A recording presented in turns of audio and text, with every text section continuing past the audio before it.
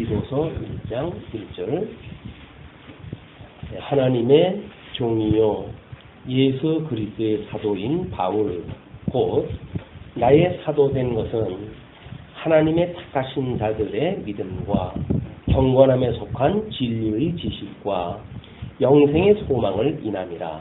이 영생은 거짓이 없으신 하나님이 영원한 때 전부터 약속하신 것인데 자기 때에 자기의 말씀을 전도로 나타내셨으니 이 전도는 우리 구주 하나님의 명대로 내게 맡기신 것이라.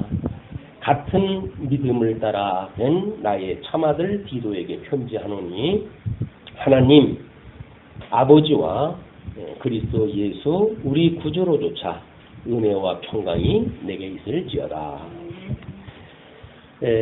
우리는 디도서에 이제 들어가게 되어지는데 디도서는 역사적으로 사도 바울이 로마의 감옥에 처해 있다가 다시 추억이 되어져 가지고 이제 그 에베소를 거쳐 가지고 우리 그 데살로니가 지역으로 가게 되어지는데 거기에 가는 데에 섬이 하나 있어요. 그레데라고 하는 섬이 하나 있는데 그 섬을 지나가지고 가게 됩니다. 경유하다 해서 그때 뭐 이제 어떤 배로 이동을 할 때에는 나름대로 그런 거점들이 있어가지고 항구를 거쳐가지고 가게 되어지는데 그 그레데 섬에 도착을 했을 때에 복음을 또 증거하게 되어져요.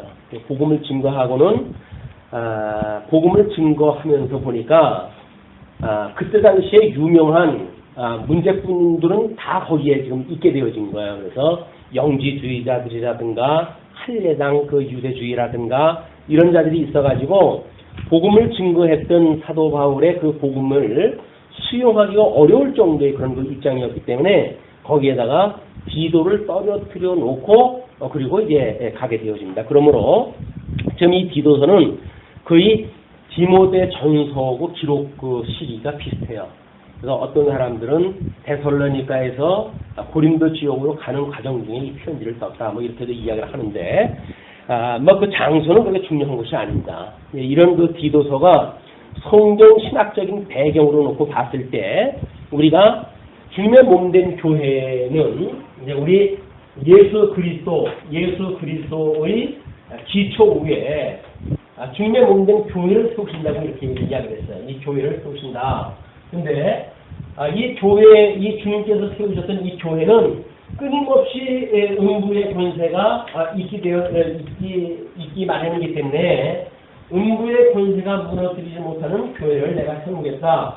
이렇게 약속을 한다 하셨어요. 그러니까 이 음부의 권세가 무너뜨리지 못하도록 교회를 끝까지 견인해 가시는 이런 그 원리를 서신서를 통해서 우리가 확인하다 해가고 있는 겁니다. 그런데 이제 이 디도서라고 하는 그것은 이제 이 견인을 하는 여러 가지 중에 뭐 우리 로마서로부터 해가지고는 사역을 통해 가지고 이렇게 되어졌다. 뭐 이런 그 내용을 우리가 공부를 했습니다. 그 다음에 에베소서로부터 해가지고는 신부를 통해 가지고 교회 신부를 통해 가지고 주님의 몸된 교회를 견인해 가신다. 그리고 이제 디모데 전서로부터 해가지고 빌레몬서까지예요. 거기가 체제를 통해 가지고 주님의 몸된 교회를 견인하신다는 이야기입니다. 그러니까 주님의 몸된 교회가 이 교회라고 하는 것이 지금 그리스도의 몸 아닙니까? 몸. 그럼 몸이라고 하는 것은 당연히 어떤 체제가 있기 마련이지.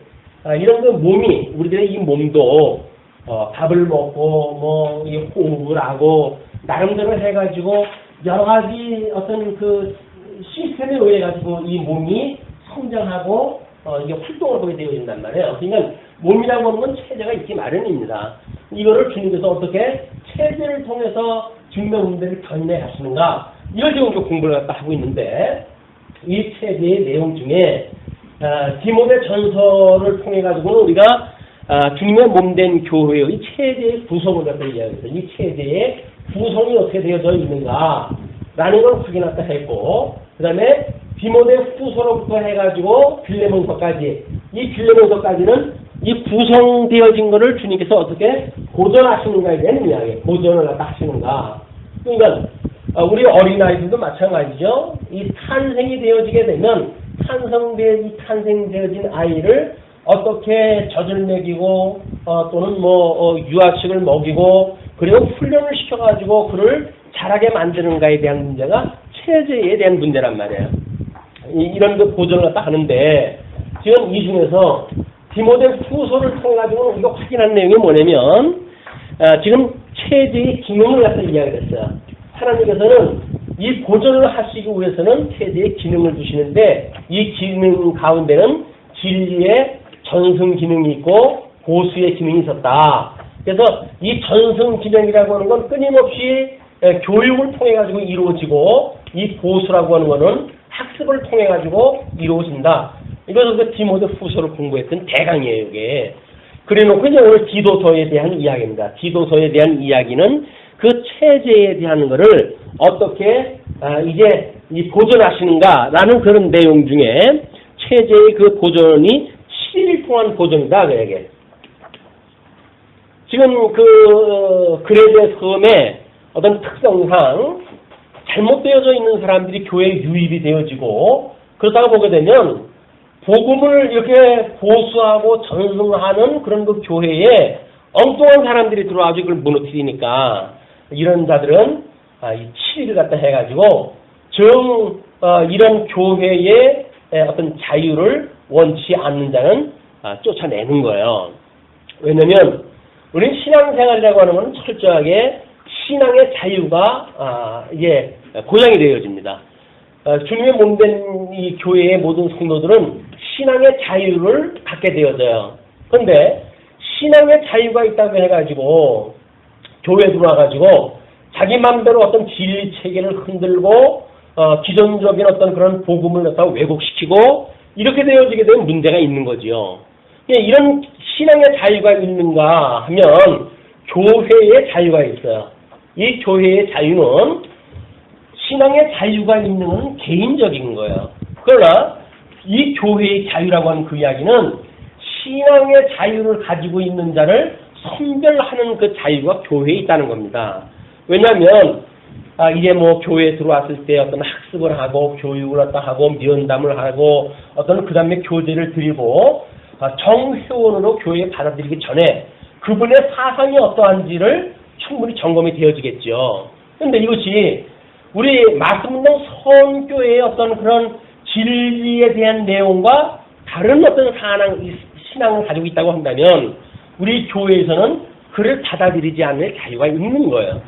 왜 내 신앙의 자유가 있는데 나를 받아들이지 않느냐? 이렇게 이야기가 안 된단 말이에요. 우리 신천지에 그 두 분이 들어왔었잖아요.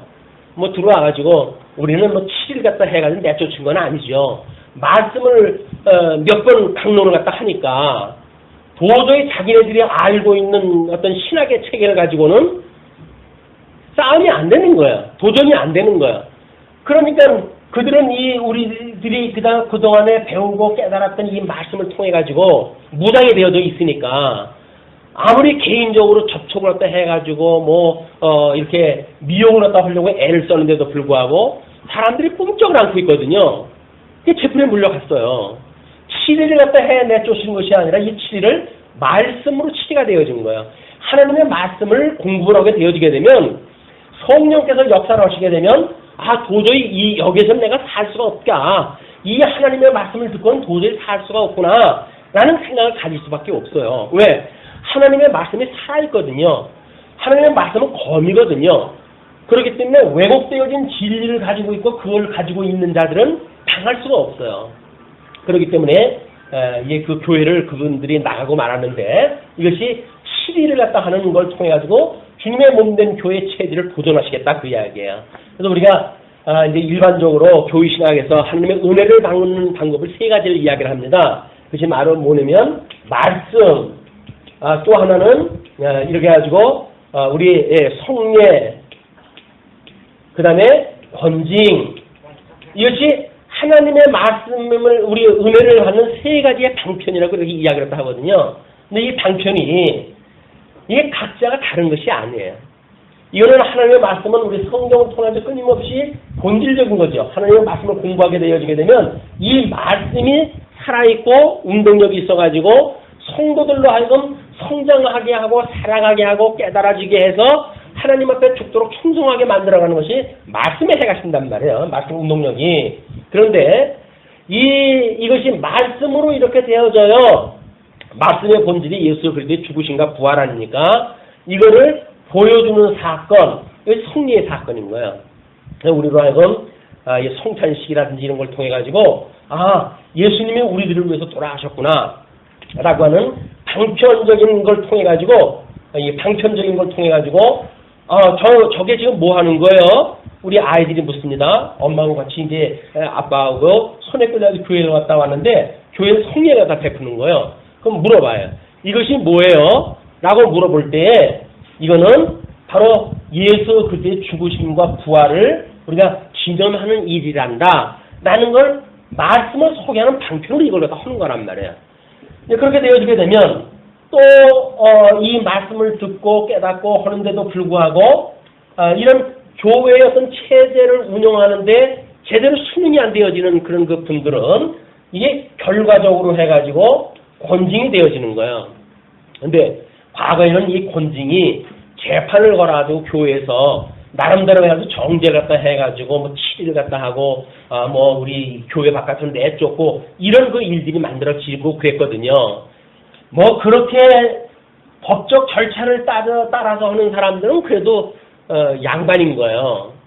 뭐 법이 있든 없든 상관없이 장로가 성도들 지명해가지고 당신들은 다음부터 우리 교회 오지 마라 이렇게 말하는 거는 완전히 주님의 몸된 교회를 자기 걸로 착각을 하는 사람들의 그런 일이란 말이에요. 주님의 몸된 교회를 자기가 법적 절차도 거치지 않고 나오지 마라 이렇게 뭐 하는 건 어딨어요. 그런데 법적 절차를 밟았다고 해서 다 온전한 건가? 그렇지도 않아요. 애매한 무명을 써가지고 이덕성이 내쫓아버린 것도 여전히 권징이라고 하는 방법을 통해서 한 거거든요. 근데 보면은 이게 전부 자기네들의 체제를 지키기 위한 말씀의 본질을 지키기 위한 것이 아니라 자기네들이 추구하고 있는 체제를 지키기 위한 수단도 해가지고 자기네 말 안 듣게 되면 잘라내는 거야. 잘라내고 자기 말 잘 듣는 사람들을 가지고 뭐 이 체제를 만들어 가겠다고 그러는데 그거는 주님의 몸된 교회의 체제가 아니라 그거는 누구의 체제예요? 개인이 세웠던 어떤 조직의 체제겠지. 그러니까 하나님의 말씀과 상관없이 말 안 들으면 쫓아내는 거 아니겠어요? 뭐 어떤 분은 50명만 있으면 교회 운영이 된다고 이렇게 이야기를 한다고 그러시던데 운영되어지는가 안 되어지는가가 중요한 거 아닙니다. 지금 주님의 몸된 교회를 하나님의 말씀이 체제로 주님의 몸된 교회를 끝까지 이 음부의 권세가 공격을 해오는 가운데 견인을 갖다 하시는가 안 하는가가 성경을 통해서 확인되어지니까 여전히 비진리가 난무하는 가운데 있으면서도 불구하고 우리는 우리 하나님 우편에 앉아 계시던 우리 예수님은 여전히 우리를 위해 가지고 성령을 보내주시고 주님의 몸된 교회의 조직을 이루어가게 하시고 체제를 가꾸게 하시고 그러므로 주님의 몸된 교회를 견인해 가시는구나 이걸 깨닫게 하신단 말이에요. 그게 주님의 몸된 교회가 너무나 이게 우리한테 소망을 주는 거 아닙니까? 세상에는 소망이 없는데 주님의 몸된 교회에 오니까 별 볼 일 없는 사람들이 모여가지고 있음에도 불구하고 주님께서 여러 가지 은사를 주고 직임을 주고 주님의 몸된 교회를 지켜하신단 말이에요. 세상의 어떤 교육적 어떤 그런 그 박사 학위증 가지고 이 교회가 견인되어지는 게 아니에요. 그런데 박사라고 한다면 우리는 워낙 세속적으로 해가지고 그래도 이게 어떤 그 스펙에 준하는 거 아닙니까? 그런데 우리 이 교회의 목사님들도 목사라고 하는 이름보다는 박사라고 하는 이름을 갖다 내놓기를 좋아해요. 왜 그럴까? 세상 사람들이 다 알아주는 것들이거든요.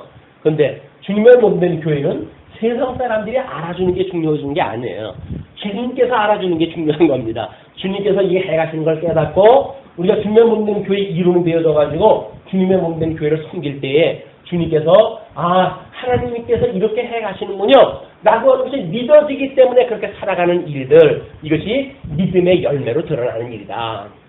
자 그런데 이제 그런 물론 디도서 뒤에 이제 빌레몬서에 대한 거는 사례를 통해 가지고 이제 이루어집니다. 이게 디도서 빌레몬서에서는 우리 어떻게 사도 바울이 이 어떤 7이라고 하는 사례를 통해 가지고 중매 몸된 교회를 친히 보존해 가시는지를 이제 우리한테 알려주신 내용이 되어졌으니까 여기까지가 지금 창세기로부터 지난 시간까지 공부한 거랑 압축한 내용이에요. 자, 그러면 오늘 우리 1절부터 4절까지 이제 그 디도서 1장의 내용은 뭐냐면 감독자를 세워서 치리한다는 이야기입니다. 이제 과거에 우리 이 감독이라고 하는 이야기는 장로로 불리기도 하고 이제 감독이라고 이렇게 불리기도 했어요. 근데 이제 우리가 이 교회사적인 어떤 입장을 보게 되면 이 장로라고 하는 그런 그 입장을 목회장로, 성경을 가르치는 목회장로와 그 다음에 성도들을 이렇게 치양하는 치리장로로 구분하게 되어진 겁니다. 그래서 이거를 목사라고 그 다음에 이름이 발전되어져 왔고 이게 장로라고 이름이 발전이 되어져 온 거예요. 근데 주님의 우리 성경에 보니까 목사라고 하는 이름이 없는데 왜 목사라고 게 있는가? 그래서 이건 목사는 성경적이지 않다라고 말하는 사람은 하나는 알고 둘은 모르는 사람들. 성경을 문자적으로만 이해하는 사람들이에요. 이미 교회에서 2000년 동안 어떠한 궤적을 통해 가지고 중매 몸된 교회 체제가 이렇게 구체화되어져 있는지에 대한 역사를 모르는 사람들. 이런 사람들은 성경의 목사라고 하는 용어가 없는데 왜 목사라고 하는 이름을 쓰느냐라고 하는 걸 가지고 종두목을 대는 거예요.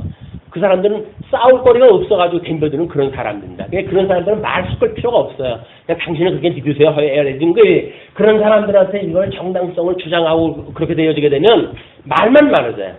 그리고 이 복음을 전하는데 아무런 도움이 안 됩니다. 자, 그렇기 때문에 이렇게 이게 바뀌어 왔다. 그렇기 때문에 지금 이 7장, 지금 그 그레데라고 하는 섬에 어떤 교회가 지금 사도 바울이 세워놨고 복음을 전해가지고 믿는 자들이 구성이 되어졌는데 거기 어떤 지도자가 없으면 7일 갖다 할 수가 없게 되어지는 거예요. 그러니까 그동안은 디도로 하여금 하나님의 말씀을 가르치는 이걸 감당을 하게 했고 그리고 이 어떤 치유하는 일도 디도로 감당을 하게 했거든요. 그런데 이게 사도 바울이 데살로니가 쪽으로 가다 보니까 디도라고 하는 사역자가 필요한 거야. 우리 디모데서를 공부할 적에도 디모데가 필요하니까 빨리 오라고 이렇게 이야기를 하지 않습니까? 그냥 디도와 디모데를 호출을 갖다 하면서 이 디도로 하여금 장로를 세워가지고 치를 갖다 하실 수 있도록 이렇게 이야기했다 하는 것이 디도서의 전체 내용입니다. 그런데 디도서는 공부 다 된 거야, 이제. 이런 어떤 역사적 그런 그 어떤 신앙적 이런 배경만 설명이 되었다고 한다면 지금 읽어 나가면 이제 다 되어지는 겁니다. 근데 그 1장 1절로부터 4절이 영원전 언약대로 계시된 사도직임을 수행하는 내용을 지금 소개하고 있잖아요. 여기서 말하고 있는 이 주님의 몸된 체제, 이것은 물론 디도라고 하는 그런 그 인물을 통해 가지고 이야기를 갖다 하거나 또는 뭐 마태복음에서 직임을 통해 가지고 예수가 그리스도라고 증거했던 사건이거나 이런 걸 통해서 이야기를 하고 보니까 마치 이것이 예수님이 오시고 얼마 후에 이런 일이 됐다고 보여지지 않습니까? 사도 바울의 이야기는 이것이 아니라 이미 이 중매 몸된 교회, 우리 예수 그리스도는 이미 천지를 지을 때부터 계셨던 분 아니에요? 말씀으로 해가지고 천지를 지을 때로부터 계셨던 분이에요. 창세전에 그리스도 안에서 우리가 예정되어졌어요. 그러면 창조 전에 영원하신 하나님과 일체이신 하나님인 거예요. 이 삼위일체라고 하는 그런 그 관점에서 보게 되면 이 예수 그리스도는 하나님이에요. 성자 하나님, 영원하신 하나님이란 말이에요. 이 하나님이 창세전에 그리스도 안에서 예정되어졌으니까 예정되어진 것은 이미 이 몸으로 실현되어진 것은 예수님이 이 땅에 오시고 그리고 구체화되어졌지만 이미 하나님의 뜻으로 본다고 한다면 언제서부터 계셨던 거예요? 영원한 때서부터 있었던 거란 말이에요. 이게. 그러니까 우리는 중매 몸된 교회는 어떤 음부의 권세라도 아무리 흔들어도 결코 우리는 무너지지 않아. 라고 하는 우리가 확신을 갖게 되어지는 것이 영원한 때에 이미 하나님의 뜻이 천상에서 이루어졌고 그 뜻이 이 땅에서 실현되어지고 있는 걸 우리가 보고 있는 거니까 이 실현되어지는 내용을 통해 가지고 이건 이미 영원한 세상에 다 이루어진 거야. 이걸 우리가 깨닫게 되어져요. 그 영원한 하나님 나라에서 이루어진 것은 이미 영원 전에 하나님께서 이미 기뻐하신 뜻으로 가지고 계셨던 거야. 하나님의 뜻이 영원하게 다 이루어졌고 하늘에서 이루어진 것처럼 이 땅에서 이루어지고 있으니까 이 땅에서 이루어지고 있는 주님의 몸된 체제는 어떤 기능적으로 해석이 되어지는 문제가 아니란 말이에요, 이게. 어떤 사람들은 우리 이제 우리 헌법책을 보게 되면 장로교회 헌법도 있지만 이제 교황 정치가 소개되어져요. 감독 정치가 소개가 되어져요. 그다음에 장로교회 정치가 소개가 되어지고 회중교회의 어떤 정치 체제가 소개가 되어지거든요. 이게 뭐냐면 교황은 뭐 우리 이제 로마 캐톨릭의 그런 거 이야기입니다. 이번에 오셨던 분이 하나님이라고 하는 그 분으로 이제 그 대리자로 이 땅에 오셨다고 이렇게 믿는 사람들의 이야기고, 이걸 조금 완화시킨 것이 감리교에서 이야기하는 감독 체제예요. 그러나 장로교회는 목사는 하나님께서 이제 노예를 통해 가지고 파송이 되어져요. 이 장로교에서는 우리 노예를 통해 가지고 목사가 오고, 그리고 치장로 이거는 우리 성도들의 이 투표에 의해 가지고 장로가 세워진단 말이에요. 어떤 그 분이 우리 과거 조선 왕조에 대한 이런 정치 체제를 이야기를 하면서 왕은 하늘에서 낸다 이렇게 이야기해요. 왕은 하늘에서 낸다. 그러나 그 왕을 보필하는 모든 그런 시리자들 또는 거기에 그 신하들 이런 사람들은 만 백성의 처형을 받아 되어지는 거다 그 이야기예요. 그래서 그 사람들이 백성이라고 하는 것이 100가지의 성을 가지고 있는 사람들 아니에요. 100가지의 성을 가지고 있는 사람들을 백성이라고 이야기를 했으니까 100가지 성을 가지고 있는 사람들에 의해서 만들어진 신하에 의해서 이 나라가 운영이 되어져야지. 왕의 어떤 그런 왕권만 강조가 되어지다가 보게 되면 신권이 무너지게 되면 독재가 이루어지기 때문에 백성이 배를 곶게 되어진다. 이런 그 정치 철학을 이야기하다 했어요. 그 사람들은 성경을 모르는 사람들이에요. 그럼에도 불구하고 성경적인 원리를 다 아는 사람들이에요. 근데 그게 이제 이 그레데 성에서 어떤 선지자로 이제 지칭되어지는 그런 사람들이 소개되어지고 그러는데, 그냥 일반 계시를 잘 깨닫게 되어지다 보게 되면 성경적인 원리를 나름대로 그 사람들이 해석을 하게 돼요. 참 생명의 원리는 모르지만 어떤 이런 일반 계시적인 걸로 보아가지고 모양새를 봐가지고는 세상 이치가 이런 거로구나 이걸 깨닫게 되어진단 말이에요. 나름대로 그런 걸 깨달은 사람들이 많은 사회는 안정되어진 사회예요. 근데 그런 것 뜻이고 뭐고 그냥 자기 있는 수명만 믿고 있는 사람들이 많은 세대는 불행한 시대예요. 시대타가 난무하고 맨날 백성들 위해서 군림하는 자들만 있는 이런 그 시대가 되어진다. 자, 이런 걸 가지고 이제 우리 1절부터 그 내용을 한번 다시 보세요. 하나님의 종이요 예수 그리스도의 사도인 바울 두 가지로 소개가 되어지죠. 그런데 하나님의 종이요라고 하는 그 이야기는 신약성경에 나와져 있는 사도 바울의 서신서 중에서 유일하게 여기서만 하나님의 종이라고 자기를 소개를 했어요. 그렇다고 한다면 많은 성경이 있는데 왜 디도서에서만 하나님의 종이라고 소개를 했을까? 이유가 있겠죠. 성령의 감동을 받아가지고 디도서를 썼는 사도 바울의 어떤 그런 문구가 아무런 의미가 없이는 하지는 않았을 거예요. 그것이 이미 우리 이제 이렇게 보시면 되어집니다. 예수님이 오셔가지고 주님의 몸된 교회가 세워졌는데 오시기 전에 이 선민국가라고 하는 걸 통해가지고 이스라엘 국가입니다. 이 선민국가를 통해가지고 하나님께서 언약대로 이루어가시는 걸 보여준 것이 우리 구약성경 아니에요? 이때 등장하는 선지자들의 그런 그 이름을 명칭하여 하나님의 종이라고 지칭하다 했어요. 그러니까 여기서 지금 사도 바울이 자기를 하나님의 종이다 라고 이야기했던 그는 이때 말했던 이 선지자들을 염두에다 두고 이야기한 거예요. 그러면 이때 선지자들은 누구에 대한 예표적인 인물들입니까? 참 선지자 대신 예수 그리스도의 예표적인 인물들 아니에요. 이분들은 예수님을 증거한 분이란 말이에요. 이 예수님의 이 어떤 사도로 예수 그리스도의 사도, 그 다음에 하나님의 종라고 하는 그 이야기는 선지자들이 증거했던 예수 그리스도 이분께서 나를 불러낸 거야 라고 하는 상당히 신학적인 의미가 있는 거예요, 여기에. 그렇기 때문에 지금 하나님의 종이요 예수 그리스도의 사도인 바울, 여기까지가 자기를 소개한 건데 그를 풀어가지고 뭐라고 이야기를 하냐면 곧 나의 사도된 것은, 내가 사도됐다고 하는 그 이야기는 세 가지 조건이 필요하다고 그랬죠. 예수 그리스도의 죽으심과 부활을 목격한 자, 예수 그리스도에게 친히 부름을 받은 자, 예수 그리스도의 권능을 받아가지고 능력을 행할 수 있는 자, 이 세 가지가 사도의 세 가지 어떤 그런 그 구분을 갖다 하는 원리라고 했어요. 근데 이 사도 바울은 지금 예수님을 따라가는 사람 아니잖아요. 오히려 예수님을 믿는 사람들을 박해하고 이런 자였어요. 그러나 담에석 도상에서 예수님을 친히 만나고 예수님께서 내가 너를 이방인을 위한 사도로 이미 너를 준비한 거란다 라고 아주 부르심을 입었어요. 그리고 그때 주셨던 능력을 통해 가지고 대단한 그런 그 능력을 표했던 것이 사도 바울의 특징이에요. 다른 12사도와는 다르게 이방인의 사도로 불렸던 이 사도 바울에게는 하나님께서 이미 영원한 하나님 나라에서 그를 불러냈고 그에게 사도권을 주었고 그에게 능력을 주었단 말이에요. 그럼 살아생전 예수님하고 살아있을 적에 예수님하고 동행했던 사람이 아니에요.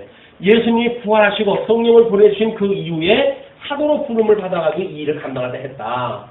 그렇기 때문에 그렇게 사도된 것은, 나의 사도된 것은 하나님의 택하신 자들의 믿음과, 여기서 이제 택하신 자의 믿음이 소개가 되어져요. 택자의 믿음. 그 다음에 이 세 가지가 소개가 되어지는데, 그 택한 자들의 믿음과 경관함에 속한 진리의 지식과, 진리의 지식. 이 진리의 지식이라고 하는 그 이야기는 우리가 고린도서에서 이 내용을 보게 되면 믿음, 소망, 이 사랑은 항상 있을 것인데 이 사랑이 제일이다 이렇게 이야기를 하지요. 그리고 그 사랑을 정의할 때 진리와 함께 기뻐하는 것이 사랑이라고 이렇게 정의가 내렸어요. 그냥 사도 바울은 지금 디도서를 이야기할 적에는 이 지식의 진리의 지식과 이렇게 이야기를 하는 겁니다. 이 지식과 또 한 가지가 뭐냐면 경관함에 속한 진리의 지식과 영생의 소망을 임함이라. 영생, 이 영생에 대한 소망을 인합니다. 자, 우리 이제 시간세계 속으로 설명을 하는 거예요. 하나님의 아들이라고 하는 건 구약 성경까지 끌고 올라갔어요. 그걸 예수 그리스도가 나를 불렀다고 하는 예수 그리스도 초림 때의 이야기를 언급을 합니다. 예수 그리스도로 말미암아 주님의 몸된 교회가 세워졌어요. 예수 그리스도의 지상 사역을 통해 가지고 이게 복음이 증거되어지고 이 기초 위에 주님의 몸된 교회가 세워졌는데 이 주님의 몸된 교회의 택자들의 믿음과 이 교회의 성도들의 믿음과 이들이 가지고 있는 진리의 지식과 그리고 이들이 끊임없이 소망 중에 바라보고 있는 영생의 소망, 이 세 가지를 가지고 언급을 하는 거야. 이것이 지금 지금도 살아계셔서 영원히 언약대로 이루어가시는 이 여호와 하나님께서 예수 그리스도의 주님의 몸된 교회를 통해 가지고 이렇게 하신다고 하는 걸 소개하는 거예요. 그러므로 이 여호와의 종, 하나님의 종, 나 바울은 이렇게 소개가 되어진단 말이에요. 우리는 하나님의 종이라고 그러잖아요. 주님의 종이라고 보통 이야기를 하죠. 왜? 우리는 주님의 지체니까. 사도 바울은 과감하게 이런 구약 선지자들이 증거했던 예수 그리스도 이분에 의해서 특별한 부름을 받았기 때문에 나는 하나님의 종이다 라고 하는 걸 언급하는 겁니다. 그러면서 이 영원한 때전부터 이제 이런 그 영생의 소망을 인함인데 이 영생은 거짓이 없으신 하나님이 영원한 때전부터 약속하신 것이래요. 자, 이제 이것이 하나님께서 이렇게 하신 것은 영원한 때로부터 약속을 딱 하신 것이다. 이 영원한 것이 하나님의 뜻이라고 그랬죠. 하나님의 뜻이 작정과 우리 예정이라고 이렇게 이야기를 했는데 이 영원한 뜻을 이루시기 위해서 하나님께서는 언약을 하시고 언약대로 이루어 가셨단 말이에요. 이것이 언약대로 이루시는 여호와의 뜻이에요. 이 땅에서 이루어지는 하나님의 뜻이 이루어지는 거란 말이에요. 그런데 여기서 지금 성경을 통해서 계시어지는 이 역사는 영원하신 하나님 나라에서 이루어진 하늘에서 이루어진 것을 이 땅에서 이루어지는 계시의 역사라고 이렇게 늘 공부를 해보지 않았습니까? 그러니까 하늘에서 이것이 이루어진 것처럼 이 땅에서 이루어졌으면 좋겠어요. 우리가 기도를 딱 하는데 이런 땅에서 이루어지는 이 사건들 이런 걸 놓고 봤을 때 이렇게 되어지는 이것이 이미 영원한 때로부터 이것이 다 계획이 되어진 거란 말이에요. 그러면 영원한 때로부터 계획이 되어진 건데 지금 시간적으로 해가지고 어떤 문제가 만들어진다고 해가지고 주님의 몸된 교회가 허물어지겠습니까? 안 되는 거예요. 영원한 때로부터 되어져 있는 우리들의 이런 그 하나님의 뜻이 주님의 몸된 교회의 체제가 주님께서 이렇게 끝까지 보존할 하신단 말이에요. 우리가 부모님의 은혜를 기릴 때 뭐라 그럽니까? 아버지 날 낳으시고 어머니 날 기르시니 이렇게 이야기를 하잖아요. 그럼 아버지는 우리를 낳았어요. 이제 우리 어머니 몸에다 우리는 낳았죠. 어머니에서 배 안에서 우리를 10달 동안 기르고 그리고 출생을 시켜놓고는 품 안에서 몇 년을 그렇게 길러다가 그리고 평생을 그 자녀를 갖다 우리 키우며 살아가는 거예요. 부모님들이. 주님의 몸된 교회를 그런 부모님의 은혜도 모르면서 하나님의 은혜를 말한다는 게 말이 안 되는 거예요. 일반 계시적으로 우리 아버지가 나를 낳았고 어머니가 나를 기르셨다고 하는 이런 그 은혜의 감동도 모르는 사람이 하나님의 사랑을 이야기한다? 말이 안 되는 거예요. 그거는. 일반 계시적인 원리가 그렇단 말이에요. 지금. 그러니까 보존되어진다는 이야기는 나은 주님의 몸된 교회를 주님께서 보존을 하시는 거예요. 이게 영원하신 하나님께서 해하신 일이다. 그렇다고 한다면 주님의 이 영원한 뜻이 이런 어떤 이 이단이나 음부의 권세에 의해 가지고 주님의 몸된 교회가 무너질 수가 있습니까? 없는 거예요. 그러니까 무너질 수 없는 교회를 내가 세우겠다 이렇게 이야기한 겁니다. 자, 그러면서 이제 약속하신 것인데 자기 때에 자기의 말씀을 자기 때라고 하는 것은 예수님이 이 땅에 이제 출현되어진 거야. 역사적으로 해가지고 이 땅에 오셔서 성육신 되신 거예요. 성육신 되셔가지고 자기의 말씀을 자기 때에 자기의 말씀을 전도로 나타나셨대요. 자, 우리 하나님께서 하나님의 정하신 때가 되어지니까 이 예수 그리스도를 이 땅에 오게 하셨잖아요. 이 오게 하신 걸 뭘로 나타나게 하셨다고 그래요? 전도로 나타나게 하셨대요. 근데 우리 예수님께서는 뭐라 합니까? 나는 곧 길이요 진리요 생명이라고 이야기를 하지요. 자기가 도란 말이 길이란 말이에요. 내가 길이에요. 하나님께로 갈 수 있는 길이 예수 그리스도예요. 근데 이걸 전하는 것이 전도인 거거든요. 그러니까 하나님께서 예수 그리스도를 보내주셔가지고 전도로 나타냈던 그 이야기는 뭐예요? 이게 나하고 화목할 수 있는 방법은 길 대신 나의 독생자 예수 그리스도밖에 없어. 그 이야기. 그걸 나타낸 것이 예수 그리스도의 성탄의 이유란 말이에요. 이 성탄의 이유도 모르고 전도를 갖다 한다고 사방팔방 다니면서 사람들한테 귀찮게 하는 것이 전도가 아닙니다. 전도라고 하는 것은 하나님이 어떠한 분인지 그 도를 드러내는 일들이란 말이에요. 도도 모르는 사람이 예수 믿으면 복 받아요. 예수 믿으면 건강해요. 하는 걸 가지고 이 전하는 걸 전도라고 이야기하게 되면 그건 전도가 아닌 거예요. 전도라고 하는 것은 생명 대신 예수 그리스도를 소개하는 일이란 말이에요.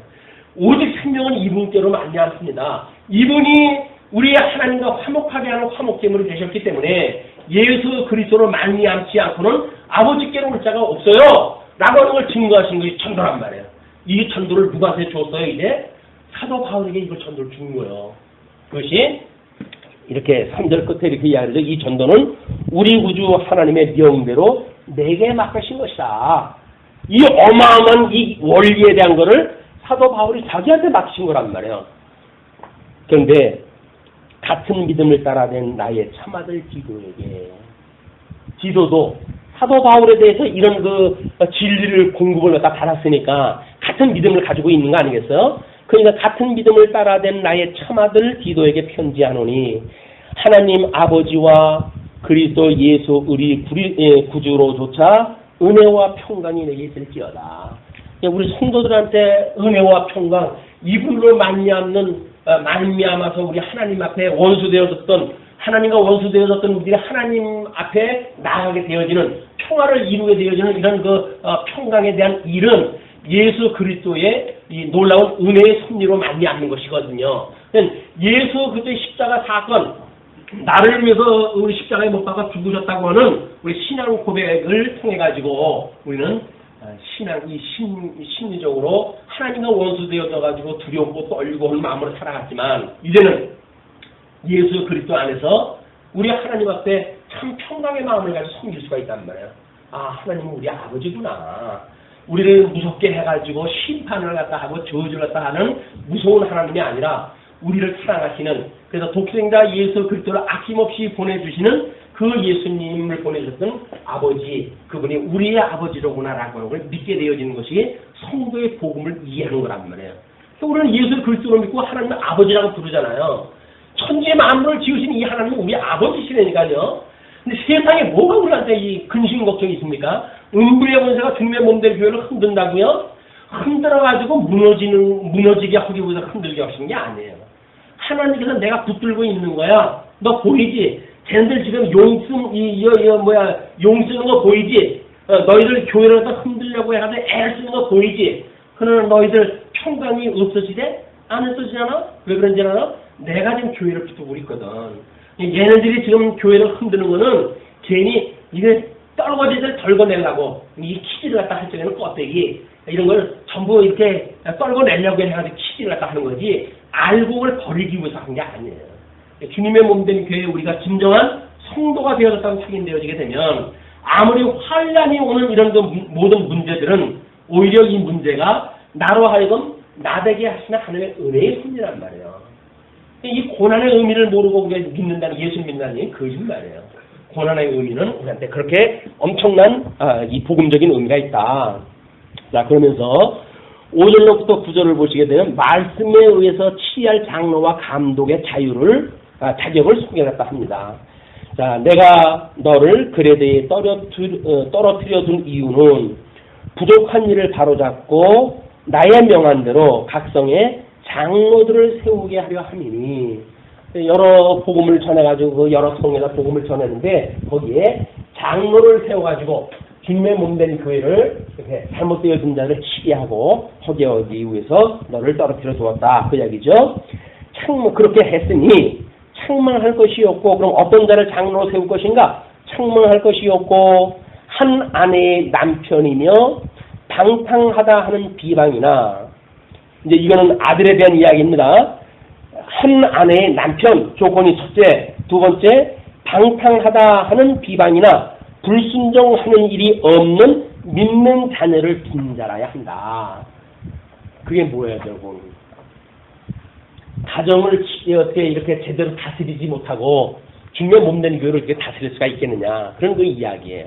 그래서 이 감독을 갖다 뽑을 적에는 자녀의 믿음을 보는 겁니다. 저 사람이 자녀들에 대한 신앙교육을 제대로 하고 있는가. 이것도 안 하고는 뭐 교회 성도들만 들들 볶는 사람이 있어요. 지네 집 자식들이나 힘들고, 이것이 잘못되어져 있는 이런 그 교회의 모습들입니다.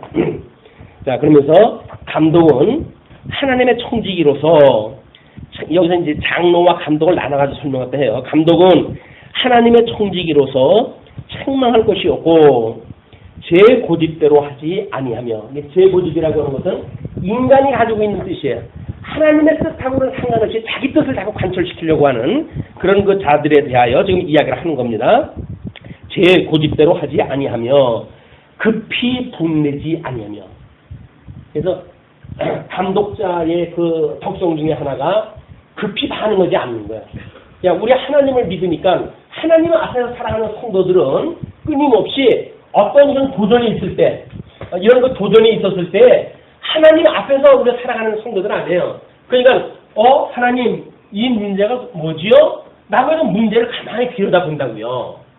우리가 이 문제가 만들어지게 되면 어떻게든지 방어 이 기제가 작동을 하잖아요.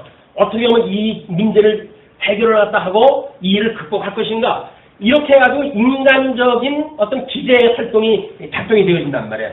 그러나 하나님을 믿는 성도는 하나님, 이것이 왜지요? 라고 묻는단 말이에요. 이게 뭐지요? 라고 이 왜라고 하는 질문을 갖다 우리는 던져요. 여기서는 어떻게 하지요? 라고 하는 방법에 대한 이 문제를 갖다 던지지만, 하나님을 믿는 사람들은 왜지요? 라고 하는 목적의 이 의미를 갖다 둔단 말이에요. 이걸 놓치게 되면 우리는 끊임없이 예수를 믿는다고 하면서도 종교 행위에 머무르고 마는 거예요. 종교 행위에 머무르고 마는 거예요. 자, 그러고 뿐만 아니라 술을 즐기지 아니하며, 술을 즐긴다는 이야기는 결국은 이웃을 사랑하지 않는다는 이야기죠. 자기의 유익을 취하는 그런 이야기입니다. 또 구타하지 아니하며. 그래서 그때는 뭐 이 주먹이 덕보다 가까운 시대니까 그래도 뭐 이건 칼 꺼내가지고 뭐 찔러 죽일 때보다는 좀 나은 거죠. 우리 이제 중세기 때쯤 오게 되면 뭐 칼로 해가지고 무조건 죽이고, 지금도 전쟁을 일으키면 뭐 수없이 학살을 갖다 하고 그걸 정당화하기도 하는데, 이런 그 자들은 이렇게 하나님의 뜻을 모르는 자들의 일입니다. 구타하지 아니하며 더러운 일을 탐하지 아니하며. 더러운 일이라고 하는 것이 뭐라 그랬어요? 재물을 하나님과 겸하여 섬길 수 없다 그랬잖아요. 이 재물과 이 하나님과 그냥 위로운 하나님을 사랑하고, 그 이야기는 뭐예요? 재물, 이 땅에 있는 것을 갖다가 하나님을 섬기지 말라 그 이야기예요. 왜? 이거는 하나님을 섬기는 도구지 이게 목적이 아니다. 이걸 지금 이야기를 하는 거죠. 그리고 오직 나그네를 대접하며, 이 나그네라고 하는 건 그때 이제 복음을 증거하는 이제 뭐 전도자들이라든지 이런 사람들을 이야기를 합니다.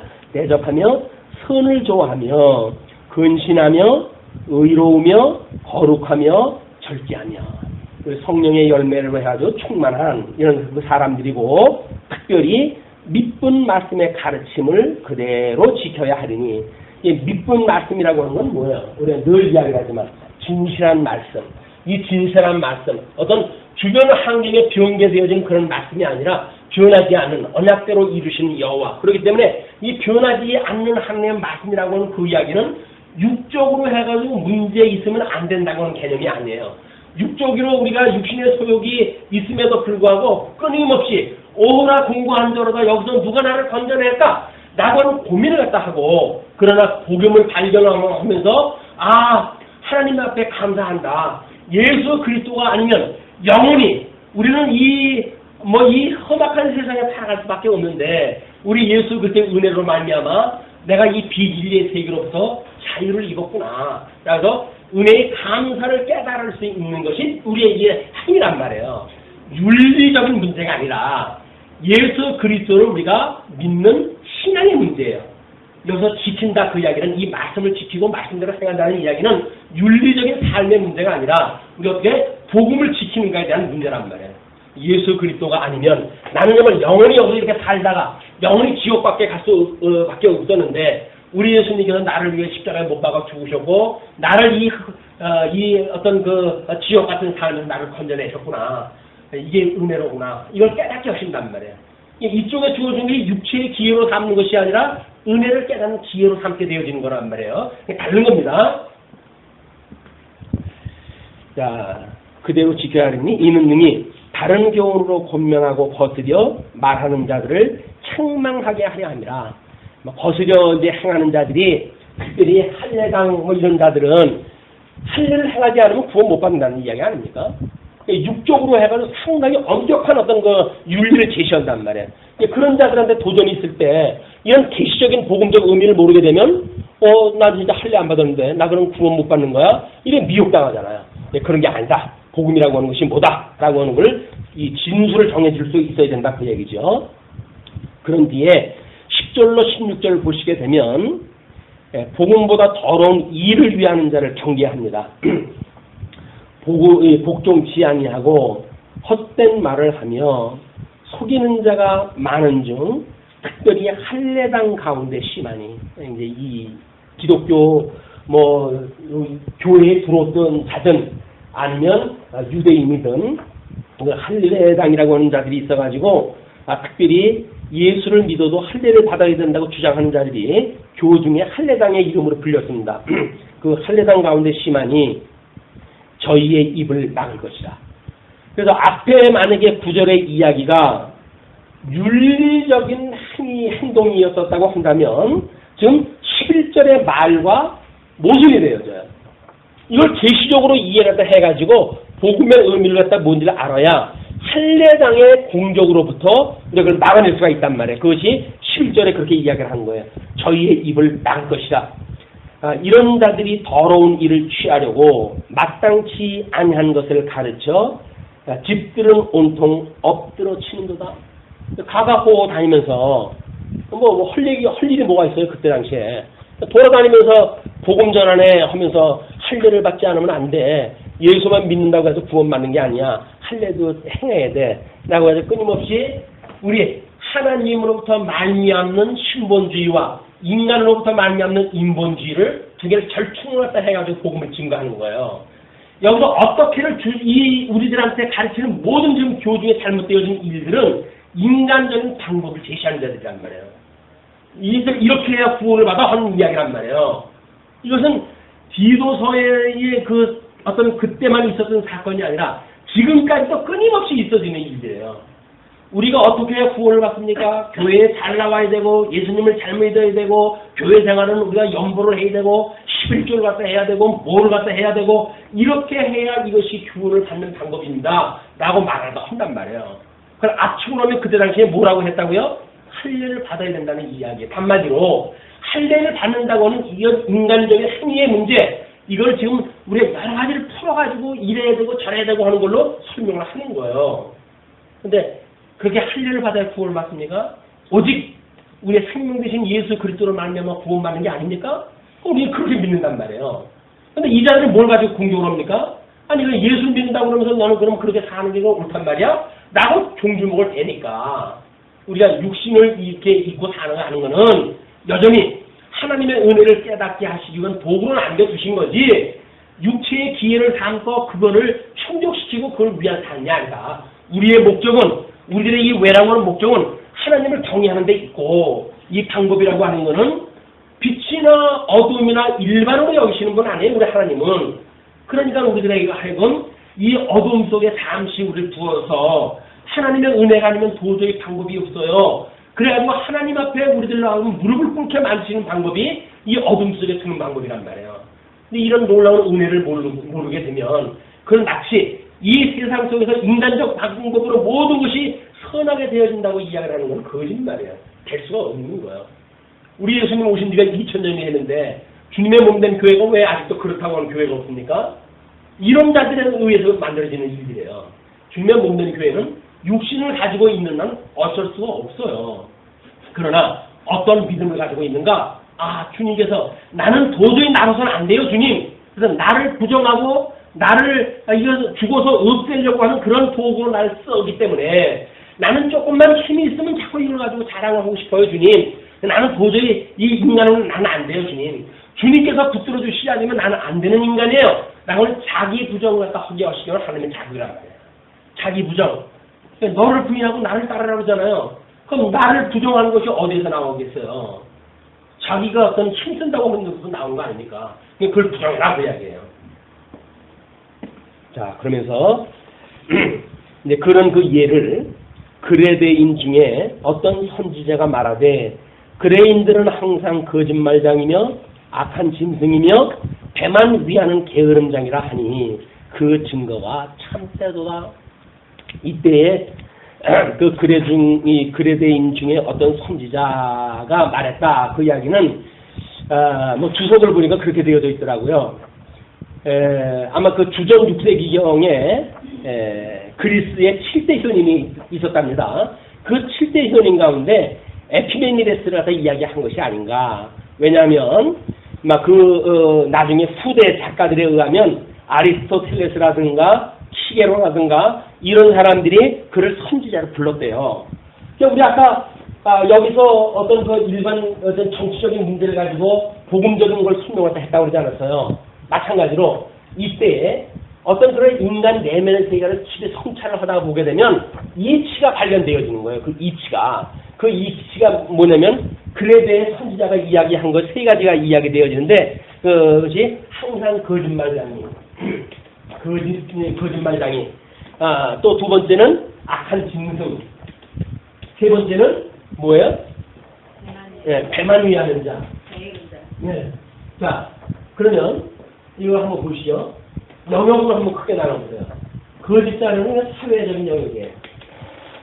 짐승이라고는 권력이니까 이건 정치 영역이에요. 배라고 하는 건 자기 배를 위하는 그런 거니까 경제적인 영역이에요. 자, 그럼 어떻게 뭔가 이렇게 없어 생각나시는 게 이렇게 나타났다고 하는 것이 지금 이 어떤 선지자가 말하는 거예요. 이제 이 성경에서 말하는 선지자가 아니라 일반 사람들이 보았을 때 그 사람은 참 선지자구나. 이렇게 어떻게 세상 돌아가는 이치를 이렇게 딱 찍어와서 볼 수가 있었지? 이렇게 보는 거예요. 저 사람은 선지자구나. 미리 아는, 사회를 갖다 미리 읽어낼 수가 있구나. 지금도 이제 그런 것이 있잖아요. 어떤 사회적인 트렌드를 읽어내고 하는 그거는 성경을 알고만 읽어내는 게 아니에요. 일반 계시적으로 어떤 그런 은사를 갖다 받은 사람들은 나름대로 해가지고 어떤 사회의 트렌드를 읽어내요. 정치적인 트렌드를 읽어내요. 그러니까 정치적으로 성공을 보는 사람들이 자기가 어떤 특별한 것이 있는 것이 아니에요. 그런 트렌드를 읽어내가지고 시대하고 딱 뭔가 마주치게 되면 성공을 하는 거예요. 자, 그런데 우리 이것이 그레다 사람들이 되는 사는 거 아닙니까? 그럼 그레다 사람들이 주님의 몸된 교회를 공격하는 자들일 텐데, 지금 사도 바울이 예를 들었으니까 그렇다고 한다면 적그리스도로 해가지고 등장하는 자들일 거예요. 그럼 이 자들이 이 거짓말을 했다 하니까 이게 손지직에 대한 이야기 아닙니까? 손지직에 대한 이야기, 짐승이라고 하면 왕직에 대한 이야기, 경제적인 이야기라고 한다면 기회에 대한 이야기. 이건 적그리스도에 대한 그런 그 이야기를 일반 계시자, 일반 그런 그 선지자로 불렸던 사람의 눈으로 보니까 이렇게 보였단 말이에요. 이거는 성경적으로 본다는 이야기는 결국 뭐예요? 지금 디도에게 사도 바울이 권면을 할 적에는 그들이 주님의 몸된 교회를 공격하는 적그리스도들이다. 지금 그런 그 그레데의 어떤 선지자가 말했듯이 이렇게 말한 것은 주님의 몸된 교회를 공격하는 적그리스도, 거짓말을 하나님의 뜻을 전하지 않냐고 자기의 어떤 그런 주의 주장을 선포하고, 또는 우리 어린 양 예수처럼 주님의 몸된 그런 성도들을 섬기는 것이 아니라 짐승처럼 위에 불림을 한다 하고, 그리고 자기 거를 내어서 다른 사람들을 위해서 구제를 갖다 하는 것이 아니라 자기 대만을 위하는 그런 적그리스도로 등장하는 이들이니까 그런 그 이야기예요. 그레데의 그런 선지자 이야기를 사도 바울은 왜 꺼내겠어요? 그때 일반 계시적으로 있었던 일을 그레데의 그런 그 일의 이야기를 했으니까 교회의 이야기를 하기 위해서 예를 드는 거다 그 이야기입니다. 자, 그렇게 하니 그 증거가 참되다. 그 이야기는 뭐예요? 이것이 성경에서 말하고 있는 거고 이것이 일치한다 그 이야기예요. 그러므로 내가 저희를 엄히 꾸짖으라. 저희를 엄히 꾸짖으라. 그 이야기는 뭐예요? 일단 하나님의 말씀으로 해가지고 강력하게 그거를 이제 공개해라 그 얘기죠. 그리고 이는 저희로 하여금 믿음을 온전케 하고, 잘못되어진 거니까 이 거짓말을 거짓을 성공을 한 거니까 오직 이들을 갖다 잊을 수 있는 방법은 뭐예요? 그건 말씀밖에 없어요. 오직 말씀. 그냥 이 말씀을 가지고 강력하게 거짓 선지자들의 하여금 사탄아 물러가라 할 정도로 이 말씀을 증거해야 되는데, 거짓 선지자들 이거 하는 자들이 힘듦이 있다고 해가지고 이 말씀을 선포할 적에 적당히 지혜 듣기 좋은 소리만 해주고 그냥 이 될 수 없잖아요. 그냥 목숨을 걸고 나중에 거짓말은 거짓말이라고 너의 징계를 해라 그 이야기죠. 그래서 엄히 꾸짖고 저희 믿음을 온전히 하는 이니까 그렇게 해라. 유대인의 허탄한 이야기와, 허탄한 이야기는 족보 이야기라고 그렇게 이야기를 했어요. 디모데 이야기할 적에는 유대인의 허탄한 이야기와 진리를 배반하는 사람들의, 이건 영지주의라든가 잘못되어져 있는 진리체계를 가지고 있는 사람들입니다. 사람들의 명령을 쫓지 않게 하려 함이라. 미혹자를 지킬 수 있는 방법은 온전한 방법을 가르쳐주는 것밖에 없어요. 온전한 말씀을 가르쳐야만 세상의 것들에 의해서 흔들리지 않는단 말이에요. 그래서 깨끗한 자들에게는 모든 것이 깨끗하나 더럽고 믿지 아니하는 자들에게는 아무것도 깨끗한 것이 없고 오직 저희 마음과 양심이 더러운 자니라. 그래서 이미 하나님께서 우리 타락에 버려두었을 때, 우리 로마서를 공부할 적에 인간의 불의를 이야기할 때 그랬잖아요. 하나님께서 우리를 더러움에 내어버려 두사. 그래서 우리가 하나님의 기뻐하시는 뜻대로 살아가지 아니하고 그냥 자기의 뜻을 살아가게 하셨으니, 그래서 우리의 마음이 상실한 마음대로 내어버려 두사. 옳지 못한 일을 하게 하셨으니, 이렇게 했던 일들이 하나님께서 그렇게 하게 하셨단 말이에요. 그렇게 하게 하셨으니까 이렇게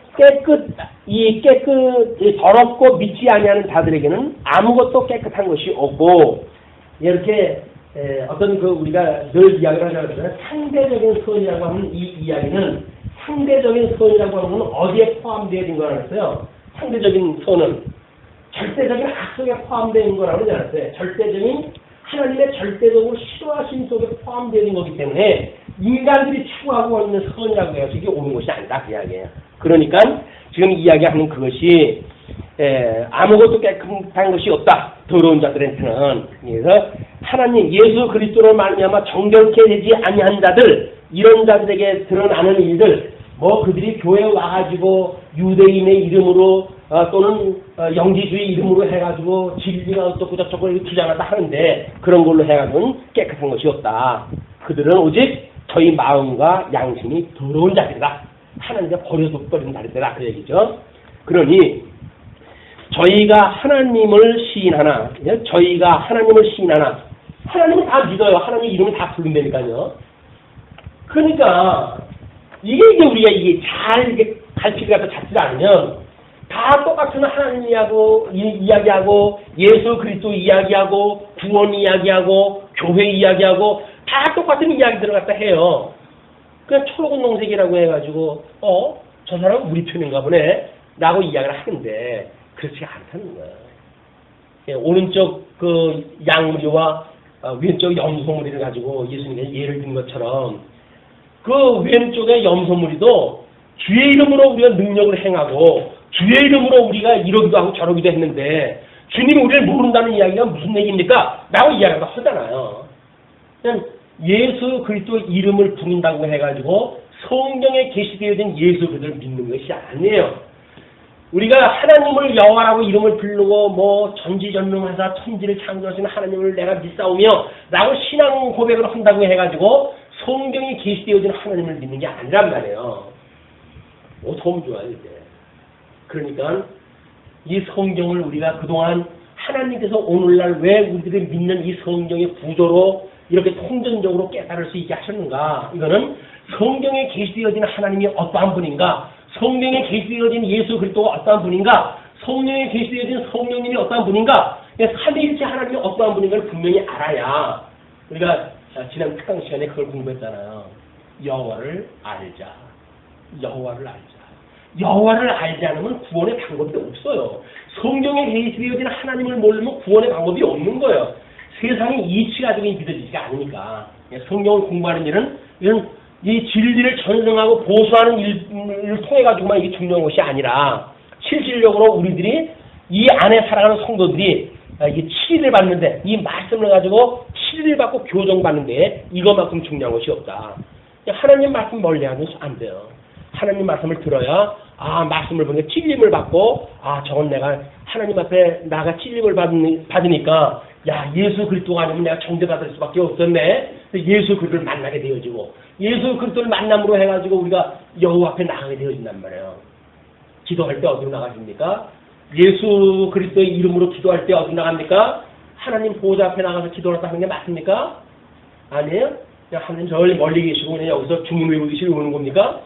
우리 기도한다는 이야기는 예수 그리스도 이름으로 지금 여기를 지나간다는 거 아니라 하나님 앞에 가는 거 아니겠어요? 이 보좌 앞에 가서 우리의 마음을 내놓는 거란 말이에요. 우리가 주님 이래요 라고 하는 우리들의 문제를 드러내는 것도 예수 그리스도의 이름으로 보좌 앞에 나가는 것이다. 실질적인 기도를 갖다 해야지. 주문 외우듯이 주문한다고 해서 그 기도가 아니란 말이에요.